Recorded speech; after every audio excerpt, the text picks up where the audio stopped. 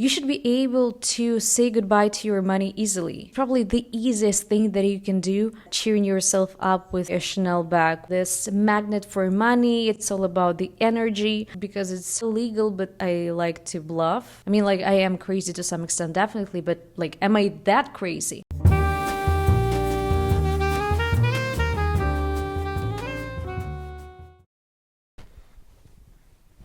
Hi everyone, how's it going? So as you can see, we've got a brand new setup because I'm in a different country. I'm now in Croatia, and unfortunately I didn't manage to find proper flowers, so I just grabbed some artificial ones here that were already in the apartment, but hope it doesn't hurt. Hope you're doing great, because I am almost. I've been working a lot this week. I know it's crazy to say because I still haven't secured my full-time job, but I got the offer. I am also doing the professional voiceover for a coaching webinars. And it's very interesting because I got to translate something I'm genuinely interested for free and also get paid for that. And also did some copywriting for my friends. So I've been working a lot, and obviously we had also to explore the city because it's our first time in Croatia. But all in all is good. All is good. Being busy kind of like, hypes me up, and I like it that way. So another unnecessary update of my life that nobody asked for. But anyways, I'm wearing a Harvard hoodie, and I did not study in Ivy League school.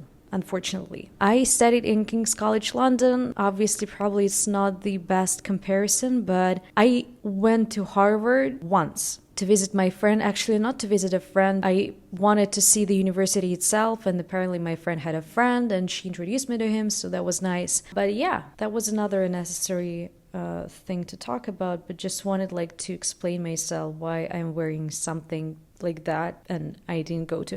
I think like actually most people that wear like university logo hoodies, they actually never went to that university, the one wearing, you know what I mean? Because I don't have a King's College hoodie, but I studied there. I have my UCLA hoodie, but that wasn't like a full-time undergraduate or graduate program, so that's a bit tricky. So in today's video, I wanted to talk something actually very related to university and education. And I want to talk about something that I still haven't figured out myself yet, but I still want to talk about this. Because if I can't earn the money, at least I can talk about them. So yeah, the topic of today's episode is the money, MONEY.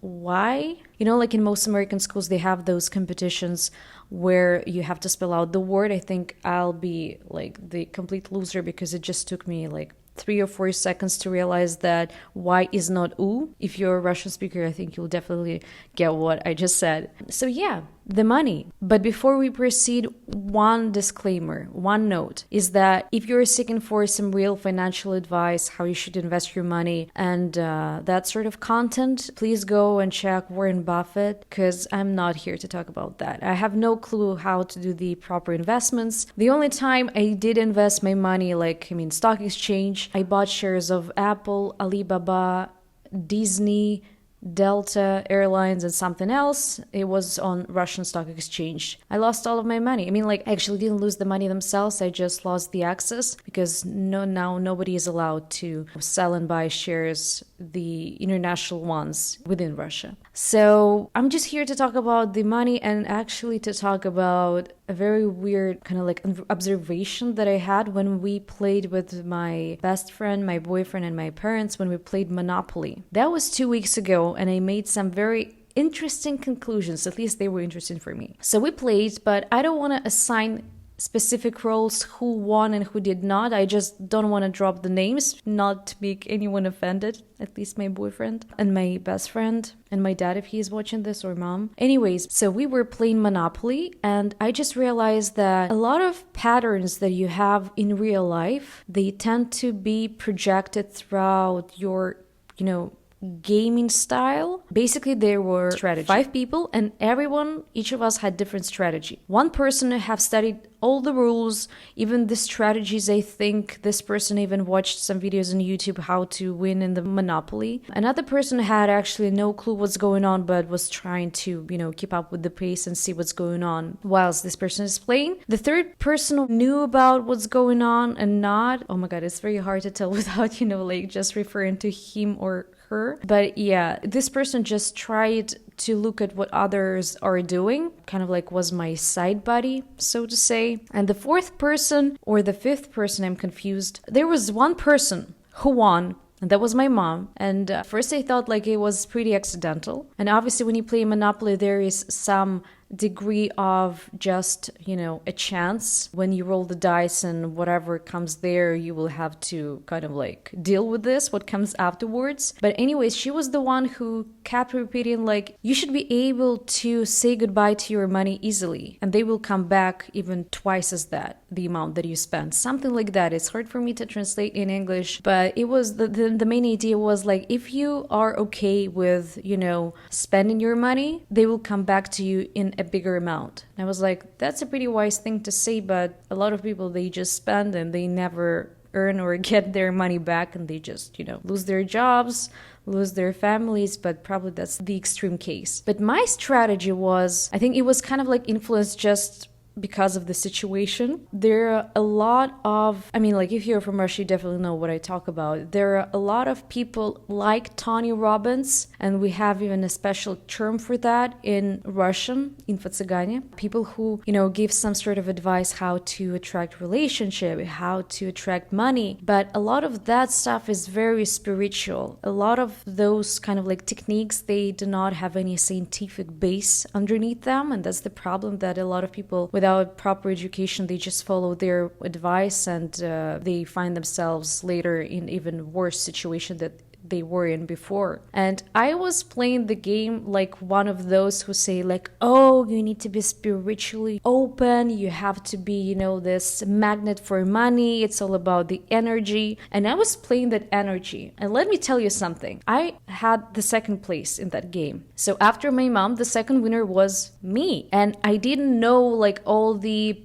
properly, like, the rules of Monopoly. I just went with the flow. I helped my friend twice, just, I gave her money, and I think probably I gave somebody else money just because they needed them at the time. One thing, and I think it's very symbolic that I was playing this role of, semi Tony Robbins, is that before we started playing, I was responsible for giving out like the money, distributing the actual, notes. And most of the people that I played with, they know that sometimes I like to bluff. I just need to do this little insert here. So by the time you're watching this, I obviously already edited this video, but I just read a really fun article about what is your go-to piece in Monopoly says about you. And obviously as a cat lover and as a cat owner, I always choose this little tiny cat to play with. And you know what? In this article, it says that I'm a total scum, and most interestingly, that I've definitely at some point robbed from the bank. And I was like, hell yeah, I did. Yeah, just go and read this article. Like, it's a really interesting addition to what I'm talking about in this episode. I like to do not good things when I play. Yeah, so I think we were also cooking at that time. And we would try and go back and forth to the game, to the kitchen. And when I was doing that, I added extra 400 or 500 Monopoly dollars, or what's the currency of the game. Anyway, so I had extra $500, and probably that's something that helped me. And if you're one of those who were playing with me that night, I'm sorry that I did it to you. I didn't win the game. My mom did, right? I still have this karma thing. But what I'm trying to say with this very long and probably for you it's some sort of unrelated example is that what I can definitely say from my own experience, because I remember during the COVID times, that's a long long story coming, but like no jobs available, everything is closed. I'm trying to find any remote work. At the same time, I had a very bad argument with my parents, and what I did, I bought tickets to Hawaii because I was like, I'm leaving the US soon, probably I will never come back, but I need to see Hawaii. And I used the kind of like last amount that was on my credit card. I went there, everything was closed, and I was forced not to leave the hotel. And I didn't know that Hawaii had more strict rules than we had back in LA. And I was like so confused at first, like I have no money, I have no job, like what did I just do? Like, am I crazy? I mean, like I am crazy to some extent, definitely, but like, am I that crazy? But then I come back and probably I shouldn't mention this in the video because it's not illegal, but like, anyways, I got the money that I needed, and that's legal, but it's just questionable how much I received because it's not up to me who decides that. But probably if you're watching this, you figure out what I'm talking about. If you did not the point, I'm just trying to say that I not even lost the money, but I spent a lot of money and they came back. And the same to me happened a lot of times, and we talked about this multiple times with my friends, that I'm the person who usually tends to save more, like I'm not the one who spends actually a lot. And this pattern is okay because I won't go and buy a Chanel bag with my last 10,000 euros or how much it costs. But sometimes I have this tendency to be on the extreme side of saving when I especially in times of anxiety, like right now because of the war and stuff, I tend to save a lot and I don't spoil myself with little gifts. And because we travel a lot, I think like Lizzie, it's already a big gift, but no, it's different. You have to be able to cheer yourself up. And it's something that I'm still learning. But the main point that I'm trying to give out here is that I look at my friends' stories, and I read it in most of self books, that if you spend more, and I mean, charity, I mean buying something for your friend, for your beloved ones, or another sort of investment that you generally want to do, it pays off in the end. And it's going to pay you off even twice or 3 times more than you initially gave to someone or to something. And it's just a reminder for myself. I think every video contains this phrase. It's a reminder for myself, but because it is, as I said, it's therapeutical. It's a reminder to myself that if you have the basic financial knowledge, if you have any sort of university degree, I guess, there is a high chance that you're not an overspender and you're not crazy in terms of just spending all the money all year round and not earning anything back. The point is just eventually everybody finds a job. Eventually everybody finds a hobby that, pays the bills. And if you can't enjoy the process of spending the money to a reasonable extent,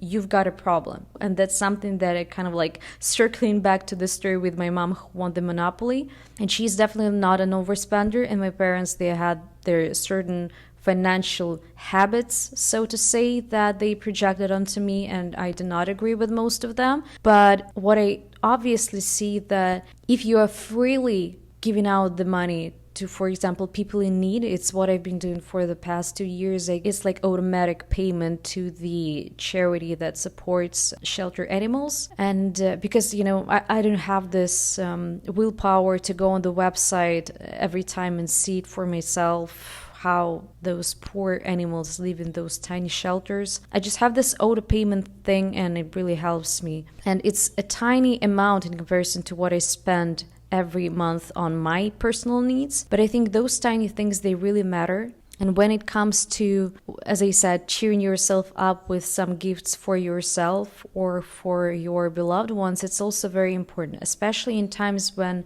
things are getting really hard. It's it's probably the easiest thing that you can do in times of crisis. I know in most cases, crises are related directly to financial problems, but if you look at this from a different way, probably your financial habits were not healthy in the first place to start with, and that's what attracted this problem of financial insecurity, so to say. And as you've said right in the beginning, I'm not a financial advisor, and probably it's something that I also have to educate myself on, because I haven't figured out this, money game. I'm not a billionaire yet. But, in this video, I'm just talking to people who are similar to me, who are, if they lost their job, they try to find a new one.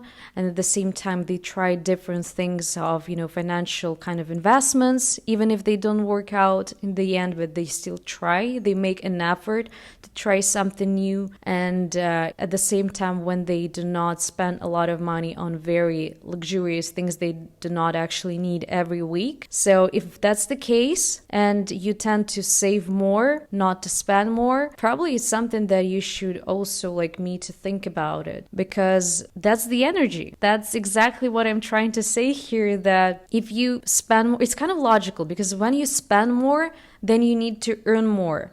So you need to find new ways how to get more money, right? But when you finding a new job, or like doing some extra network with new people to find those new opportunities, a lot of new doors open, and you can meet your next partner. You can get a very interesting gig in terms of the starting up your new business or new hobby. So all of those things, they actually pay off, and you some sort of like need to give out the money in advance, like spend them in advance to kind of like get this credit, and then be able to receive it back 2 or 3 times more. I don't know if that actually makes sense to you guys, but I hope it does. I didn't prepare for this particular conversation as with most of them, but I think like I've got this natural flow when I talk, and that's why I love talking to my friends. Because when I talk, I have some, probably new neural connections kind of like building up in my brain, and I just have this,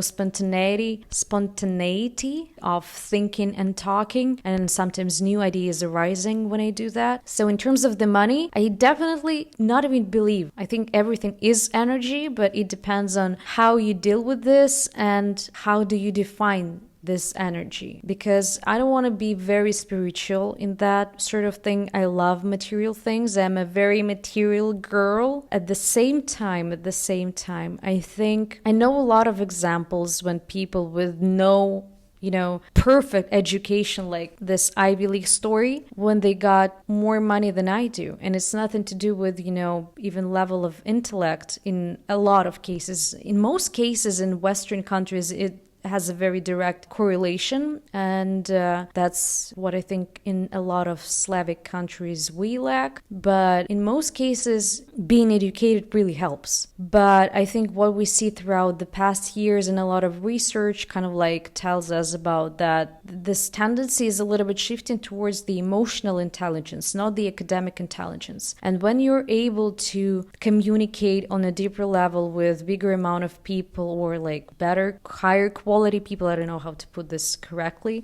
but emotional intelligence really help in those things, especially if you're building up your own business, or if you want to even try find a new job. Like applying on LinkedIn doesn't really help you. It's better if you have someone that can reach out on your behalf to a particular person and target them specifically. Yeah, the money. I hope that I gave some weird examples, stories, and ideas to you. And once again, I'm about to finish the video. I have more thoughts in my head now than right before I started. But probably it's good. Probably it's something that I have to take out from this myself, and to reflect on this throughout the day. Come back to this channel when I am a billionaire and I can give you a proper financial advice, because as I've said, I'm still trying to figure this out. But I guess if you're watching this, we're in the same boat together, and it's the journey. It's definitely the process. So yeah, it is as it is. Hopefully you enjoyed watching this video, and if you have any your crazy financial stories concerning money, let's put it this way, feel free to write them down right in the comments down below. And if you have any particular ideas for my next episodes, also let me know, and hope that by that time you get your next paycheck and you feel very confident and motivated. But yeah, until then,